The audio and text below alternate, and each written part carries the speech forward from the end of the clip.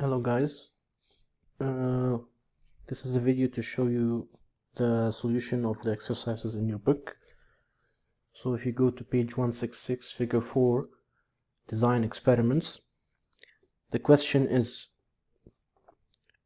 describe how you would test the best method for separating the precipitate from the liquid in curdled milk. This means that what would you like to do to separate the precipitate from the liquid? So the answer is, I would try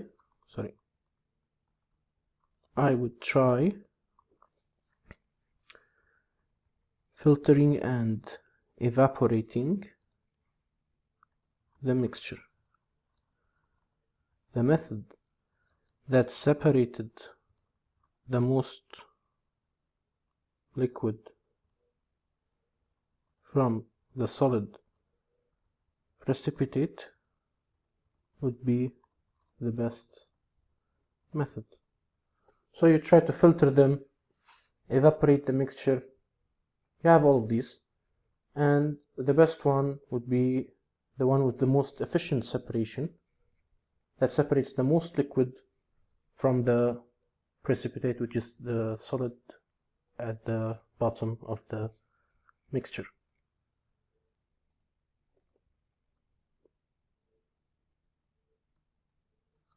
Page 167, apply concepts.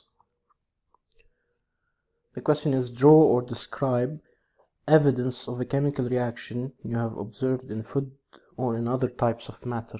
Label the evidence as color change, formation of a precipitate, or gas production. Let's take some examples. Let's say bananas turning brown in the air. So this is an example of a chemical change where the evidence is color change. Another one, cakes rising when baked.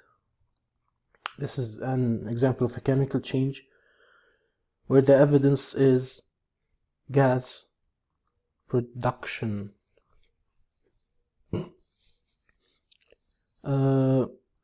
Leaves changing color in the fall. So this is when chlorophyll breaks down and the leaves turn brown orange. This is a chemical change. The evidence is color change. Making bean curd, formation of precipitate. All of these are examples of evidences of chemical changes. You have a question on the same page to the left.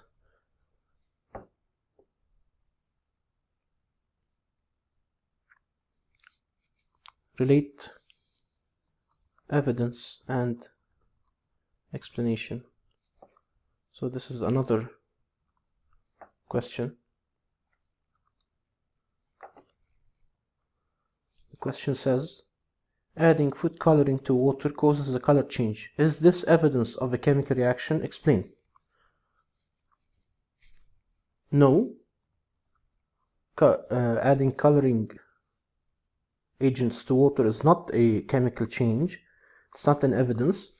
Why? Because no new substance is formed.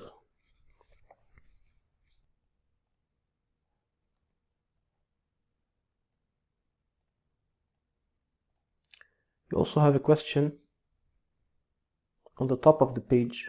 Observe, if you see it.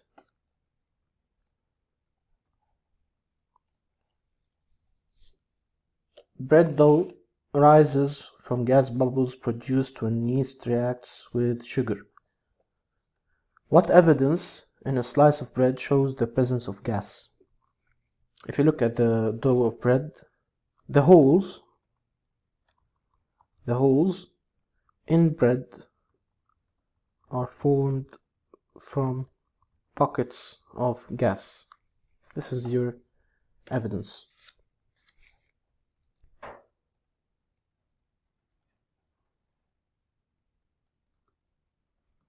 If you go to page 169 now, assess your understanding. Let's solve them. Number 2a. List what changes in physical properties can be used as evidence that a chemical reaction has occurred. These are the evidences that we took: change of color or in color, formation of precipitate, production of gas. You may have 2 of them, 3 of them, okay? Many evidences may combine together to give you signs of chemical changes. Number 2, part B. What evidence of a chemical change is observed when rust forms on iron? When an iron nail rusts, for example, what's the evidence of a chemical change? A color change and a new substance formed. So this is evidence that you have a chemical change.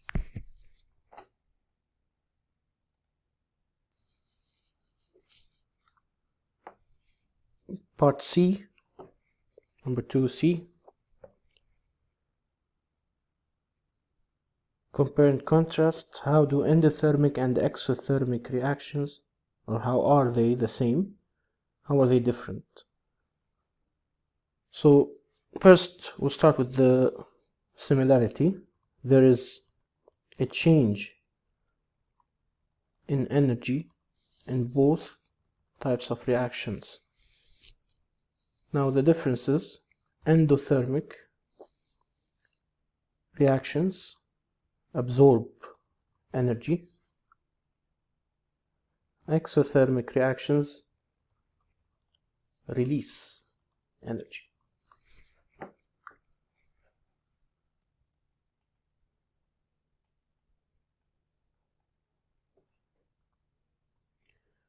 Now if you go to page 189, we're going to be solving the questions of lesson 1.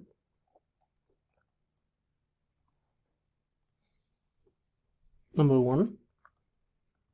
Which of the following results in a chemical change in matter? Of course, it's D, burning wood. Number 2. A solid that forms from liquids in a chemical reaction is called precipitate. Number 3. Interpret photos. What evidence in the photo below tells you that a chemical reaction may have occurred? So the evidence here is color change. Number 4. Steel that is exposed to water and salt rusts quickly. If you were a shipbuilder, how would you protect a new ship? Explain.